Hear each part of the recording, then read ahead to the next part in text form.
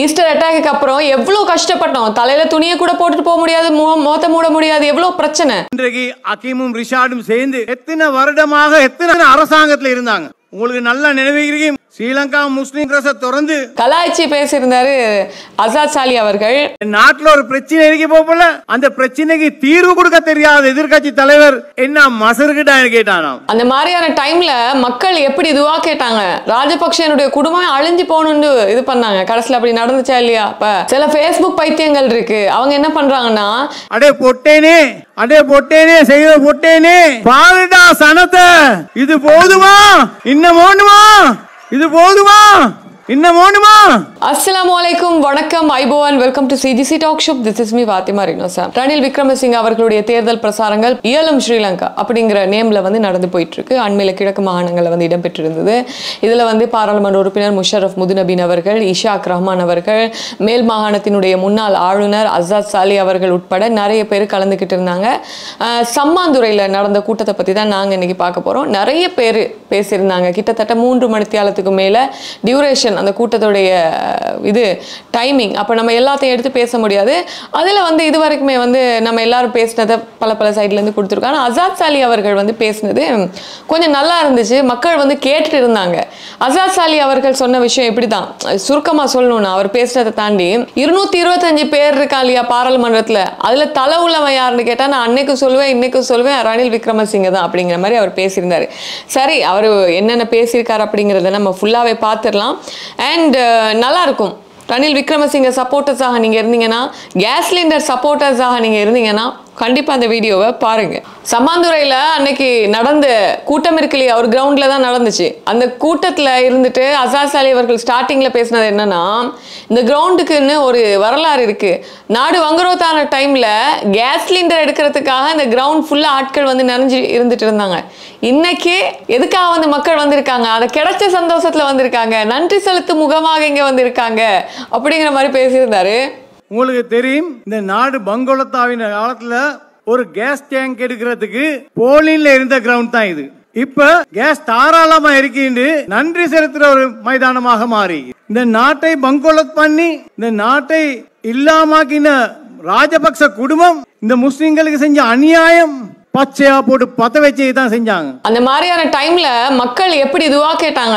ராஜபக்சேனுடைய குடும்பம் அழிஞ்சு போகணும்னு இது பண்ணாங்க. கடைசியில் அப்படி நடந்துச்சா இல்லையா? அப்ப எங்களுடைய துவாக்கள் எவ்வளவு பவர்ஃபுல் அப்படின்னு நினைச்சுக்கோங்க அப்படிங்கிற மாதிரி பேசியிருந்தாரு. அந்த மாதிரி ஒரு காலகட்டத்தில் கஷ்டப்பட்டு இந்த மக்கள் கையேந்தி அல்லாஹ் கிட்ட கேட்ட ஒரு துவா மாச கணக்கில் ராஜபக்ச குடும்பமே அழிஞ்சு போச்சுன்றத இந்த மேடையில் நான் சொல்லிக்கொள்ள விரும்புறேன். எங்களுடைய துவா எவ்வளவு பவர்ஃபுல் என்றதை நீங்க தெரிஞ்சுக்கொள்ளணும். மக்கள் எவ்வளவு கஷ்டப்பட்டாங்க, எவ்வளவு அழுந்தாங்க, எவ்வளவு நோம்பு பிடிச்சாங்க. என்னத்துக்கு? ஒரு நாள் எங்களோட உடலை நெருப்பு வச்ச வரலாறு எங்களுக்கு இல்லை. அப்படிக்கு வாழ்ந்த சமுதாயம் எந்த அரசாங்கம் வந்தாலும் பேரம் பேசக்கூடிய ஒரு சமுதாயமாக நாங்கள் இருந்தோம். அந்த சமுதாயத்தை சீரழிச்சு அந்த சமுதாயத்துக்கு கொடுக்க வேண்டிய எல்லா பிரச்சனையும் கொடுத்த ராஜபக்ச குடும்பம் எப்படி சீரழிஞ்சு போனேன்றத நாங்க சொல்லி நீங்க தெரிஞ்சு கொள்ள வேண்டிய அவசியம் இல்லை. நாடு வங்குரோத்தான டைம்ல சஜித்துக்கு ஒரு கால் போகுது. பொதுவா நாடு வந்து வங்குரோத் ஆகினா எதிர்கட்சி தானே நாட்டை பாரம் எடுக்கணும். ஜனாதிபதி விளையிட்டாருன்னா எதிர்கட்சி தானே எடுக்கணும், வகை சொல்லணும்.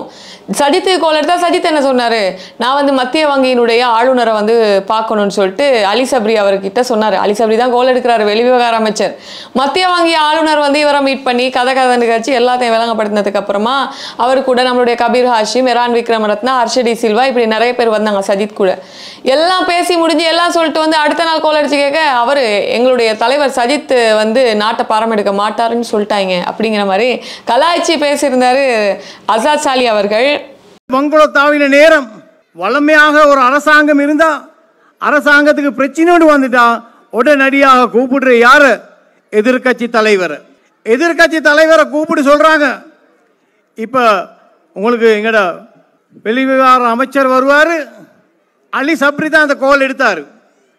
கால் எடுத்து சஜித்துக்கு சொல்லுவார், நாடு பிரச்சனையாக இருக்கு, நாங்க இதை உங்களுக்கு கொடுக்க ரெடி ஆகிறோம், உடனே வந்து பாரம் எடுங்கன்னு சொல்லி அப்படியெல்லாம் பாரம் எடுக்கலாம். நாங்கள் வந்து சென்ட்ரல் பேங்க் கவர்னரை காணணும் முதல்னு சொன்னாங்களாம். உடனடியாக சென்ட்ரல் பேங்க்ல கவர்னரை கொண்டு அலி சப்ரி அரேஞ்ச் பண்ணின நேரம் யார் வந்திருக்கிறா? சஜித் பிரேமதாச, கபீர் ராஷிம், அவங்களோட கட்சியில் 4 பேர் பேச்சுவார்த்தை. ஹிரான் விக்ரமரத்ன, ஹரிஷ், அவங்க தான் ஃபினான்ஸ் மினிஸ்டர். இவங்க 4 பேரும் வந்து தான் அவரோட பேச்சுவார்த்தை வச்சாங்க. அவர் எல்லாம் விளப்பமாக சொல்லிக்காரு. நாடு பங்குலதாவி இருக்கி இப்படி இதுதான் செய்யணும், இதுதான் செய்யும், இதுதான் மாற்றம் அப்படின்ட்டு சொன்ன நேரம் திரும்ப அலி சப்ரிக்கு ஒரு கோல் வருது. எங்களோட தலைவர் சொல்லிட்டாரு, இந்த நாட்டை பாரம் எடுக்க நாங்க தயார் இல்லை. அதுக்கப்புறம் இந்த நாட்டுல பிரச்சனை இருக்கும் பொழுது அந்த பிரச்சனைக்கு தீர்வு கொடுக்க முடியாத ஒரு தலைவர் என்ன இதுக்குடா அப்படின்னு கேட்டாராமாங்கிற மாதிரி அவர் சொன்ன வார்த்தையை நான் சொல்லல. அப்படி வார்த்தை ஒரு அசாத் அலி சொல்லியிருந்தாரு. அடே யுத்த நதி கடுவ கொட்டான்னு கேட்டானா? இந்த நாட்டுல ஒரு பிரச்சனை இருக்க போல அந்த பிரச்சனைக்கு தீர்வு கொடுக்க தெரியாத எதிர்கட்சி தலைவர் என்ன மசருக்கிட்டான்னு கேட்டானா? அப்படின்னு சொன்ன உடனே அசாத் அலி பேசின உடனே சுத்தி உள்ள மக்கள் எல்லாம் கைத்தட்டி சிரிக்க ஆரம்பிச்சுட்டாங்க. அப்படிப்பட்ட ஒரு கேடுகட்ட ஒரு கூட்டம் அது அப்படிங்கிற மாதிரி எதிர்கட்சியை விமர்சிச்சிருந்தாரு அசாத் அலி அவர்கள். தமிழே பேசினதுனால நான் நிறைய பேசல, நீங்களே பாருங்க. அந்த மாதிரி ஒரு கேடுகட்ட ஒரு தலைமத்துவம், அது பிரச்சனைக்கு பயப்பட்டு ஓடுற ஒரு தலைவர். அந்த நேரம் ரணில் விக்ரமசிங்க கட்சி மக்கள் தோக்கடிச்சு ஒரு தேசிய பட்டியல மட்டும் ஒரு ஆள் வர வேண்டிய சான்ஸ் ஒன்று இருந்துச்சு. அந்த சான்ஸை பார்த்து நாங்க எல்லாரும் பிரஷர் கொடுத்தோம். இந்த 225 பேர் இருக்கிற பாராளுமன்றத்தில் தலை உள்ள ஒரு தலைவர் இருக்கிறேன்னு சொன்னா அது ரணில் விக்ரமசிங்க மட்டும்தான் சொன்னோம். போங்க நீங்க பார்லிமெண்ட்டுக்கு. போனாரு. மாச கணக்கில் மாசமும் போல பிரதம மந்திரி ஆகுறாரு. அதுக்கப்புறம் ஜனாதிபதி ஆகுறாரு. அவர் ஜனாதிபதி ஆகி முத என்ன செஞ்சாருன்னு சொன்னால், நீங்க பார்த்திருப்பீங்க பாராளுமன்ற நியூஸை ஒரே காட்டுவான் டிவியில். ஒவ்வொரு மாசம் பார்லிமெண்ட்டுக்கு வந்தாலும் சொல்லுவாரு, இந்த நாடு பங்குலத்தாவி இருக்கி, இந்த பாராளுமன்றத்தில் நாங்கள் கட்சி பேதம் எலெக்ஷன் டைம்ல வச்சுக்கொள்வோம், நாங்கள் எல்லாரும் ஒன்றுபடுவோம், ஒரு கட்சியாக வந்து இந்த நாட்டை மீட்டு எழுப்பின போறோம், தேர்தல் காலத்துல போய் நீங்க தேர்தல் செய்யுங்கன்னு சொன்னாரு. அதுக்கப்புறம் ரணில் பாரம் எடுத்தாரு. ரணில் வந்தோடனே என்ன பண்ணாரு? எல்லாரும் கால் பண்ணாரு. IMF கால் பண்ணாரு, ADBக்கு கால் பண்ணாரு, அதுக்கப்புறம் பல இடங்களுக்கு கால் பண்ணாரு. பங்களாதேஷினுடைய முன்னாள் பிரதமர் ஷேக் ஹசீனா தான் என்ன பண்ணாங்க, 400 மில்லியன் USD வந்து கொடுக்குறேன்னு சொன்னாங்க. அந்த காசை கூட நம்ம நாட்டுல இருந்து திருப்பி கொடுத்துட்டாங்க, கடனை எடுத்த காசை. ஆனா இன்னைக்கு சொல்றாங்க அந்த காசை கட்டலன்னு சொல்றாங்க. அப்படிங்கிற மாதிரி அசாத் அலி பேசியிருந்தாரு. அதை ஏலா நீங்க போனும், நான் ஜனாதிபதி ஆகும்னு தான் சஜித் பிரேமதாஸ் சொன்னார். இவர் அந்த சேலஞ்சை பாரம் எடுத்து உலக நாட்டில் எல்லா தலைவருக்கும் பேசினாரு. முத பங்களாதேஷுடைய ஷேக் ஹசீனா தான் ரணில் விக்ரமசிங்க பிரதம மந்திரி கால் பண்ணி $400 மில்லியன் சொல்லி கொடுத்தா. 400 மில்லியன். ஆனா இன்றைக்கு வேதிக்கா ஸ்டேஜ்ல எல்லாம் சொல்றாங்க அப்படின்னா, ரணில் விக்ரமசிங்க வந்து உலக நாடு எல்லாத்துக்கிட்டையும் சல்லி எடுத்து இன்னும் சல்லி திருப்பி கொடுக்கலன்னு சொல்லி. நீங்க கேளுங்க, சென்ட்ரல் பேங்க்கு கால் பண்ணி, இல்லாட்டி ரணில் விக்ரமசிங்க எத்தனையோ ஸ்டேஜ் சொல்லிட்டாரு. ஷேக் ஹசீனா கிட்ட எடுத்த 400 மில்லியனை திருப்பி கொடுத்தாச்சு. வேர்ல்ட் பேங்க் IMF எடுத்து கான்ட்ராக்ட் போடிக்க படி $2 பில்லியன் கட்டி முடிச்சாச்சு. இது பங்களாதேஷ் நாடுல கிரெடிட் தான் இது. சஜித் பிரேமதாசர் எதிர்கட்சியாக என்னதான் பண்ணாங்க? 40 பேர் இருந்துச்சு அவங்க கிட்ட. அதுல 20 பேர் நம்மளுடைய சைடுக்கு வந்துட்டாங்க. நாளைக்கு இன்னும் 4 பேர் வரப்போறாங்க. மிச்சம் இருக்கிற ஆட்களை வச்சு அவர் என்ன பண்ண போறாரு? என்னதான் செய்ய முடியும் சஜித் அவர்களால்? அப்படிங்கிற மாதிரி அசாத் அலி பேசியிருந்தாரு. அப்படி நாட்டை கொஞ்சம் கொஞ்சமா மீட்டி எழுப்பி இன்றைக்கு நீங்க இந்த ஸ்டேஜுக்கு ரணில் விக்ரமசிங்கக்கு ஆக வேண்டி இவ்வளவு பேர் கூடி நிக்கிறத நினைச்சு பார்த்தாலே இந்த நாடு எப்படி போறேன்றத நல்லா பார்த்துக்கொள்ளும். இவங்க என்ன செய்யறாங்க, இல்லாட்டி என்னத்தான் செஞ்சாங்க? சஜித் பிரேமதாச 40 பேர் வச்சிருந்தாரு. 40 பேர்ல 15 பேர் இந்த ஸ்டேஜுக்கு வந்தாச்சு. இப்ப நாளைக்கு நாளாண்டே ஆப்பிள் இன்னொரு 4 பேர் வராங்க. அப்ப 20 பேர் பேலன்ஸ் ஆகும். 20 பேர் பேலன்ஸ் ஆவினா சஜித் பிரேமதாஸ் இந்த நாட்டில் ஜனாதிபதி ஆவினா அவருக்கு இந்த அரசாங்கத்தை அமைக்க ஏழுமா? அப்புறம் அனுரா என்ன செய்யறாரு? கோல்ஃபேஸுக்கு போறாரு, ஒசக்க நிக்கிறாரு, கீழே உள்ள ஆக்களை வச்சு வைக்கிறாரு. ஒசக்க நிக்கிறாரா? நமக்கு அந்த இதெல்லாம் வந்துருது. சரி, உயரத்துல நிக்கிறாரு, அதுக்கப்புறம் கீழே இது பண்றாங்க, ஆக்களை போட்டோ பிடிச்சி அவருக்கு நிறைய க்ரௌடுன்ற மாதிரி காட்டிட்டு இருக்காரு. அவர் ஒசக்க போவாரு, இப்போ இல்ல, தேர்தலுக்கு அப்புறம் அவரும் ஒசக்க போவாரு, சஜித்தும் ஒசக்க தான் போவாரு அப்படிங்கிற மாதிரி அசாத் அலி பேசியிருந்தாரு. அப்ப அதுக்கு பார்க்க அனுரகுமார திசாநாயக்க என்ன செய்கிறாரு? ஒரு லொரியில ஏறி போறாரு, கொஞ்சம் சனத்தை போடுறாரு, அந்த கோல் பேஸ்ட போட்டோ போடுறாரு. போட்டு அனுரகுமார் தான் ஒசகை ஒசகை தான் ஈப்பாரு. நாங்க வெத்தி வர போல அவர் ஒசகை தான் ஈப்பாரு. சஜித்தும் ஒசகை தான் ஈப்பாரு என்று சொன்னால் உண்மைக்கும் பொய்யும் மக்களுக்கு நல்லா விளங்கும். இவங்க யாரு, இவங்களோட வரலாறு என்ன, இவங்க என்ன செஞ்சவங்க, இந்த நாட்டுக்காக வேண்டி இவங்க என்னத்தை கிழிச்சாங்கன்றதை நாங்கள் கேட்போம். இந்த நாட்டில் 70-77 அந்த கூட்டம் என்ன பண்ணுச்சு, ஊடா பூந்து தங்கத்தை கொள்ளையடிச்சு ஆக்களை கொண்டதுதான் வேற. இவங்கள வரலாறு தெரியாம நம்மளோட ஆக்கள் வேற அவங்களுக்கு கொடி பிடிச்சி தூக்கிட்டு போயிட்டு இருக்காங்க அப்படிங்கிற மாதிரி அசாசாலி பேசியிருந்தாரு. இந்த நாட்டில் 70-77 ஆட்களை கொண்டு சுமிச்சே தான் வேலை. ஊட்டோல பூந்து தங்கத்தை கலவனே தான் வேலை. மக்களை கொண்டது, ஓட் பண்ண போனோ கொண்டது, கையை வெட்டினது, மங்கொள்ள அடித்தது, பேங்க் உடைச்சது, பேங்க்ல இருந்து தங்கத்தை கொண்டு போனேன், இதெல்லாம் செஞ்சு இந்த யாரும் இல்லை, அனுரகுமார திசாநாயகர டீம் தான். இப்படியா கொஞ்சம் ஒரு கள்ள கும்பலை கொண்டு நாங்க நாட்டில் ஜனாதிபதியாக எங்களுக்கு என்ன பைத்தியமா? சஜித் பிரேமதாஸ் என்ன செஞ்சாரு? ஒண்ணுமே செய்யல. அவர் 300 வீடு கட்டுறதுக்கு கல்லை வச்சுட்டு போனார். அந்த டைம்ல இன்னும் கல்லு வச்ச மாதிரி அப்படியே இருக்கு அப்படின்னும். சஜித் பிரேமதாஸ் அடுத்தாப்புல இவருடைய வரலாறு என்ன, இவருடைய வரலாறு என்ன, என்னத்தை செஞ்சிக்காரு உங்களுக்கு தெரியும். இங்க 300 வீடு கட்டுறது கல்லு வச்சுட்டு போனாரு. 300 வீடு கட்டுறது கல்லு வச்சுட்டு போனாரு. கல் அப்படியே ஈக்குது.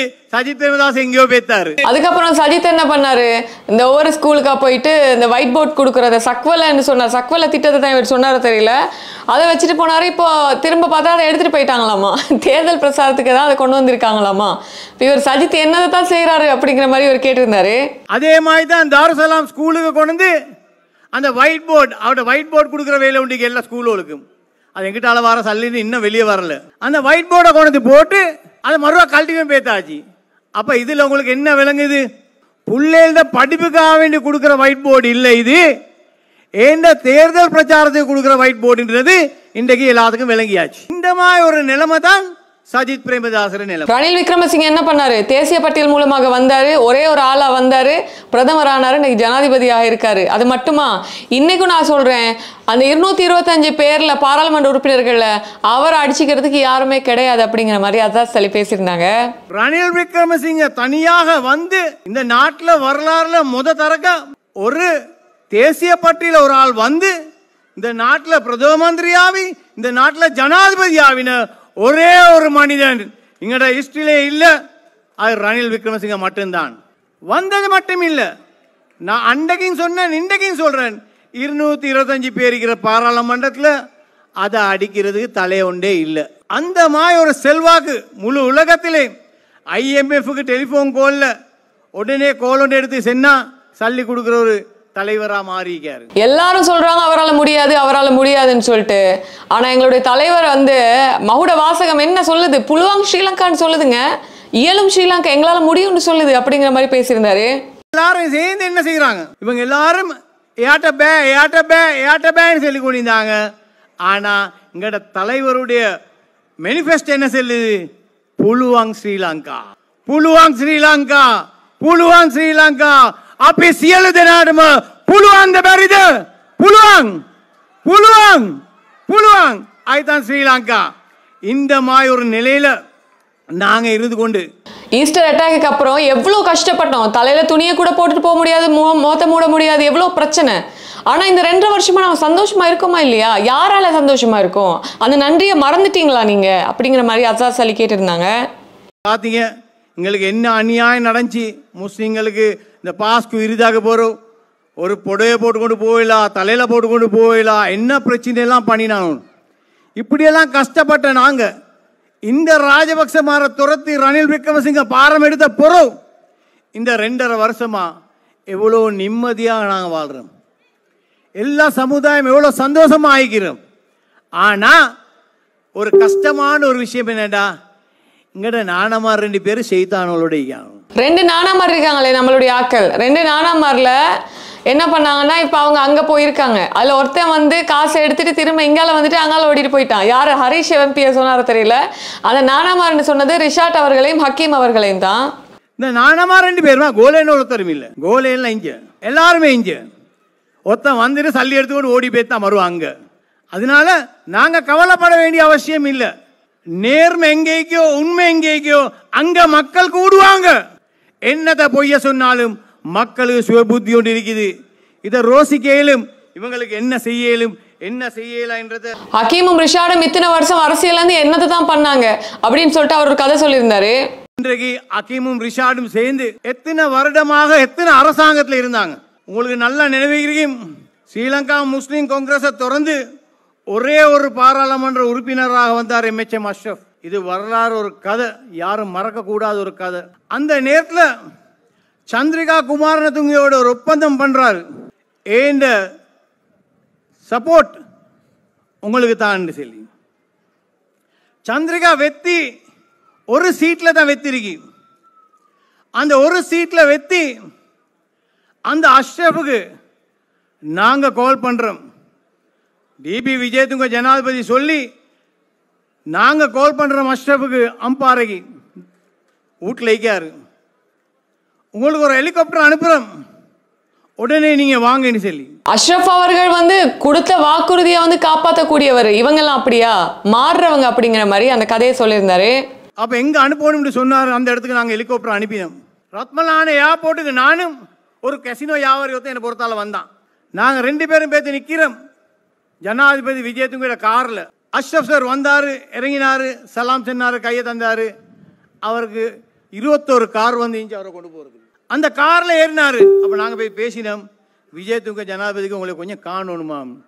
Azad, I am very sorry, நான் சந்திரிகா அம்மையாருக்கு வாக்கு கொடுத்துட்டேன்.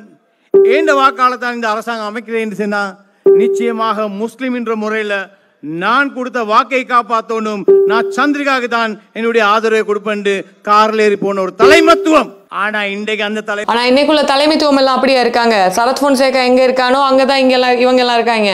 சம்பிகா எங்க இருக்கானோ அங்கே போய் இவங்க இருக்காங்க. இவங்கெல்லாம் ஒரு நாள் திருந்த மாட்டாங்க அப்படிங்கிற மாதிரி ஹக்கீம் அவர்களுக்கும் ரிஷாட் அவர்களையும் வந்து விமர்சிச்சிருந்தாரு அசாத் சாலி அவர்கள். ஆனா இன்றைக்கு அந்த தலைமத்துவம் அப்படியா?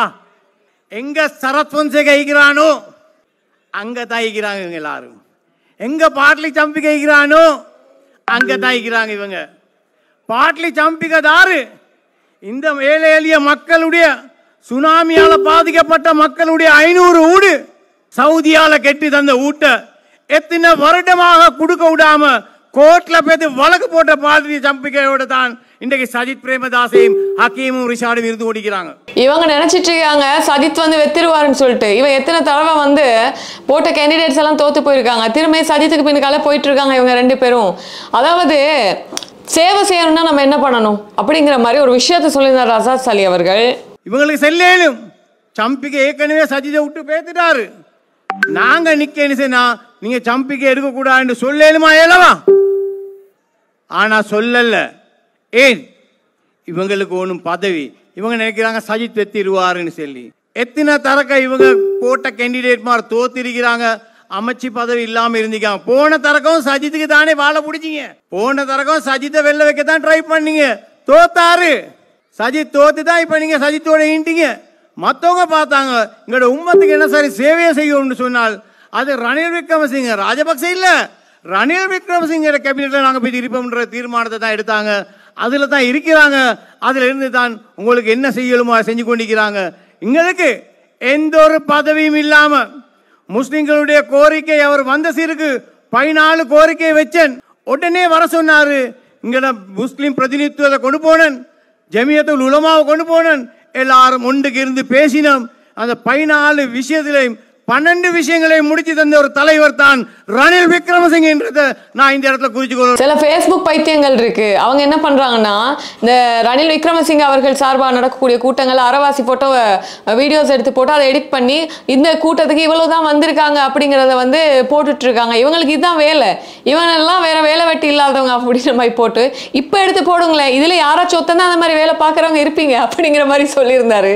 இப்போ ஃபேஸ்புக் பைத்தியம் உண்டு. இந்த ஃபேஸ்புக்கில் இந்த மீட்டிங்கில் அறவாசி ஃபோட்டோ ஒன்று எடுத்து போட்டு மீட்டிங்கில் சண்டம் இல்லையா? அடே பொட்டேனே, அடே பொட்டேனே, செய்த பொட்டேனே, பாருடா சனத்தை, இது போதுமா? இன்னும் வேணுமா? இது போதுமா? இன்னும் வேணுமா? அடே ரணில் வரமோதடா இந்த சனம். ரணில் வந்தா பாரு வரவே இல்ல உள்ளுக்கு வர எனக்கே கார்ல உள்ளுக்கு வரையலாம் போச்சு அப்படி இருக்கிற சனத்தை காட்டி பே காட்டுறான் சனம் இல்லையா இப்படி வேலை இல்லாத செவலேனோ இருக்கதான் செய்யறானோ இந்த சனம் இல்லைன்னு சொல்லிட்டு போட்டோ போடுறாங்கல்ல அவங்களுக்கு நான் வேணா ஒரு போட்டோ ஒன்று எடுத்தாருங்க இப்போ போட்டு காமிங்களேன் எப்படி இருக்குன்னு சொல்லிட்டு நான் வந்ததுக்கே என்ன இவ்வளோ ஆட்கள் இருக்காங்க எனக்கு வந்துக்க முடியாம போச்சு இப்போ இன்னும் ரணில் அவர்கள் வரல அந்த கூட்டத்துக்கு ரணில் அவர்கள் வந்தேன்னா எனக்கு இதுக்குள்ள வந்துக்க முடியாம போச்சு அவ்வளோ க்ரௌடிங்க வந்திருக்காங்க ஏன் அப்போ பொய் போடுறாங்க அப்படிங்கிற மாதிரி அசாஸ் அலி பேசியிருந்தாரு இதுதான் கடைசியா அவர் வந்து சொன்ன விஷயம் என்னன்னா ரணில் விக்ரமசிங்க அவர்களுக்கு நாங்க ஒரு சில விஷயங்களை சொல்லியிருக்கோம் அவர் செய்யறேன்னு சொல்லியிருக்காரு கண்டிப்பா செய்வாரு ரணில் தான் வருவாரு ரணில் அவர்களுக்கு நீங்க ஆதரவு கொடுங்க அப்படிங்கிற மாதிரி அசாஸ் அலி அவர்கள் பேசியிருந்தாங்க இஷாக் ரஹ்மான் பேசியிருந்தாங்க முஷரஃபும் பேசியிருந்தாங்க இதுல இவர் மட்டும் பேசுனதுதான் நாங்க கொடுத்திருக்கோம் என்ன நினைக்கிறீங்க ஓகேன்னு நினைக்கிறீங்களா அசாஸ் அலி சொன்னது சரின்னு நினைக்கிறீங்களா மக்களுக்கு விளங்குற மாதிரி பேசியிருந்தாரா இல்லைன்னா அவர் எப்போவுமே ரணிலுக்கு தான் வந்து சப்போர்ட் பண்ணிட்டு இருக்காரு அப்படிங்கிற மாதிரி நினைக்கிறீங்களா வாங்க பார்க்கலாம் இன்னொரு வீடியோவில் சந்திக்கிறேன்